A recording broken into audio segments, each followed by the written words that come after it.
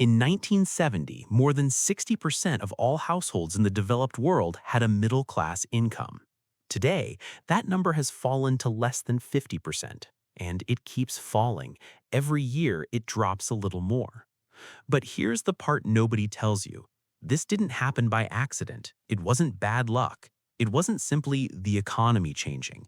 There are specific decisions, specific policies, and specific mechanisms that were designed deliberately to funnel wealth away from the middle and send it straight to the top. And by the end of this video, you will understand exactly how this works. More importantly, you will see why most people never realize it is happening to them until it's too late.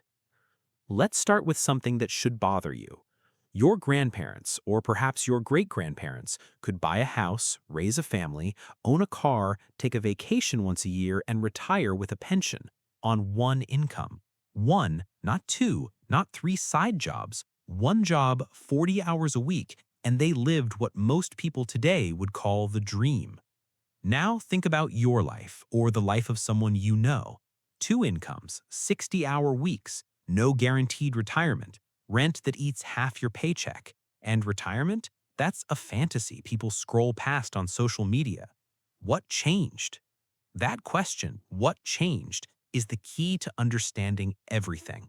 And the answer is not what most people think. Most people blame themselves. They think they're not working hard enough, not smart enough, not disciplined enough. But the data tells a completely different story. Productivity, the amount of value workers create, has soared since the 1970s. Workers today produce nearly 2.5 times more than workers did 50 years ago. So if workers are producing more, where is the money going? I will tell you exactly where, but first you need to understand the three invisible forces that are silently dismantling the middle class. And the third one, the one almost nobody talks about, is the most dangerous of all. The first force is wage stagnation. Here's how it works. From the end of World War II until around 1973, productivity and wages grew together. When workers produced more, they earned more. It was almost a perfect mirror. Then something broke. After 1973, productivity kept rising sharply, but wages, they stagnated. They simply stopped. Adjusted for inflation, the average worker today earns practically the same as the average worker in the early 1970s.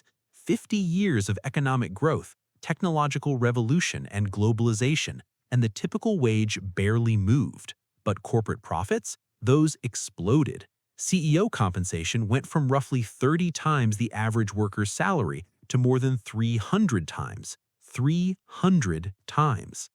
So wealth was being created, it just wasn't going to the people who were creating it. Now, you might be thinking, okay, but why? Why did wages stop keeping up with productivity? And that leads directly to the second invisible force. The second force is the systematic destruction of workers' bargaining power. Think of the economy as a negotiation. On one side, you have employers. On the other, workers. For decades, workers had tools to negotiate: unions, labor protections, regulations that kept the game at least somewhat balanced. In many countries, union membership peaked in the 1950s and 60s. Workers could collectively bargain for better wages, benefits, and conditions. Then, starting in the late 1970s and accelerating through the 1980s, something shifted. Policies were introduced across multiple countries that weakened unions, deregulated industries, cut labor protections, and made it easier for companies to move jobs overseas or replace workers altogether. The result? Workers lost their seat at the table. Negotiation became one-sided. And when one side holds all the leverage, guess what happens to wages? They stagnate, exactly as we saw. But here's where things get darker. Because the first two forces, wage stagnation and the loss of workers' bargaining power, are already bad enough. But the third force, the one I said almost nobody mentions, that's the one that seals the trap. And it is this: the cost of being middle class was engineered to rise faster than any wage increase could ever keep up with. Let me explain. Housing, healthcare, education, childcare, these are the four pillars of a middle-class life.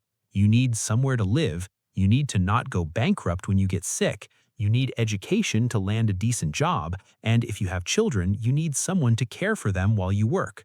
Over the past 40 years, the cost of each of these four pillars has exploded, far beyond the rate of inflation, far beyond wage growth.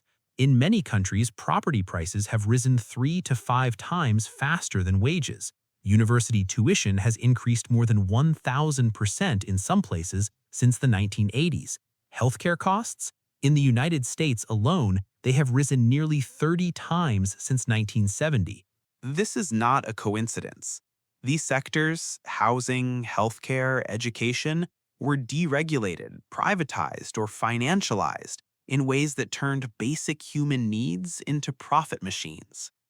When a hospital is run to maximize shareholder returns, prices go up. When housing becomes a global investment asset rather than a place to live, prices go up. When student loans are government guaranteed without a cap, universities raise tuition because they know the money will flow regardless. The middle class didn't just lose income, it was squeezed from both sides. Wages froze while the cost of essentials skyrocketed. And here is the brutal part, the part that keeps people on the treadmill without ever understanding why: debt. When your salary doesn't cover the basics, you borrow. You take out a mortgage you can barely afford. You take on student loans. You put groceries on a credit card. You finance the car because you need it to get to work. And suddenly, you're no longer building wealth. You're servicing debt, paying interest, making someone else richer just to stay afloat. In the 1950s, household debt in most developed countries was a fraction of annual income. Today, in many countries, average household debt exceeds 100% of disposable income. People owe more than they earn in a year, and every dollar that goes toward debt payments is a dollar that doesn't go toward savings, investments, or building real assets. This is how the middle class disappears, not in one dramatic collapse, not overnight, but slowly, year after year, paycheck after paycheck, until one day you look around and realize the life your parents had is no longer possible. Not because you failed, because the game changed while you were playing it. Now, and this is crucial, none of this had to happen this way. Other choices were available. Some countries made different decisions. They invested heavily in public housing, kept education accessible, preserved strong labor protections, and built healthcare systems that didn't drive families into bankruptcy. In those places, the middle class didn't disappear, it held on. Not perfectly, not without challenges, but it held on. Which proves the point. The decline of the middle class is not a law of nature.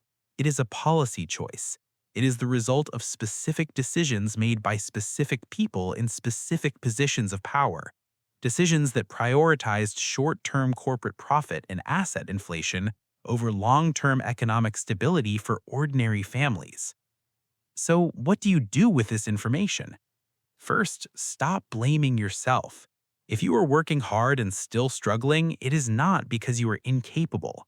The system is working exactly as it was redesigned to work, it's just not working for you. Second, understand where your money is actually going. Track it.